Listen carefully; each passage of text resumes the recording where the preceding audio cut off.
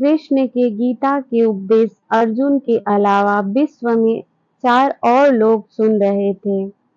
पौराणिक कथा के अनुसार जिस समय भगवान श्री कृष्ण कुरुक्षेत्र की रणभूमि में अर्जुन को गीता के निष्काम कर्म युग का उपदेश दे रहे थे, उस समय धनुर्धारी अर्जुन के अलावा इस उपदेश को विश्व में 4 और लोग सुन रहे थे, जिसमें पवन पुत्र हनुमान, महर्षि व्यास के शिष्य तथा धृतराष्ट्र की राजसभा के सम्मानित सदस्य संजय और बार्बरिक शामिल थे।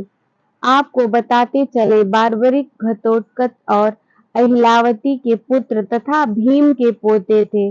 जब महाभारत का युद्ध चल रहा था, उस दौरान उन्हें भगवान श्री कृष्ण से वरदान प्राप्त हुआ था कि कौरवों और पांडवों के इस भयंकर युद्ध को देख सकते हैं। जब गीता का उपदेश चल रहा, उस दौरान पवन पुत्र हनुमान अर्जुन के रथ पर बैठे थे, जबकि संजय धृतराष्ट्र से गीता आख्यान कर रहे थे। धृतराष्ट्र ने पूरी गीता संजय के मुख से सुनी। वह वही थी जो कृष्ण उस समय अर्जुन से कह रहे थे। भगवान श्री कृष्ण की मंशा थी कि धृतराष्ट्र को भी अपने कर्तव्य का ज्ञान हो और एक राजा के रूप में वो भारत को आने वाले विनाश से बचा लें। यही नहीं, वह 4 व्यक्ति से जिन्होंने भगवान श्री कृष्ण को विश्वरूप के रूप में देखा। 10वें अध्याय के 7वें श्लोक तक भगवान श्री कृष्ण ने अपनी विभूति, योग शक्ति तथा उसे जानने के महात्म्य का संक्षेप में वर्णन किया है। फिर 11वें श्लोक तक भक्ति योग तथा उसका फल बताया है।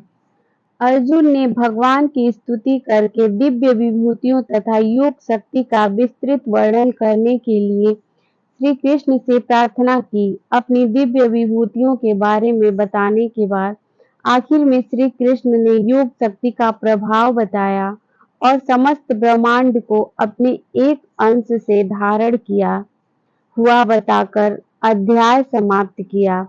यह सुनकर अर्जुन के मन में उस महान स्वरूप को प्रत्यक्ष देखने की इच्छा हुई।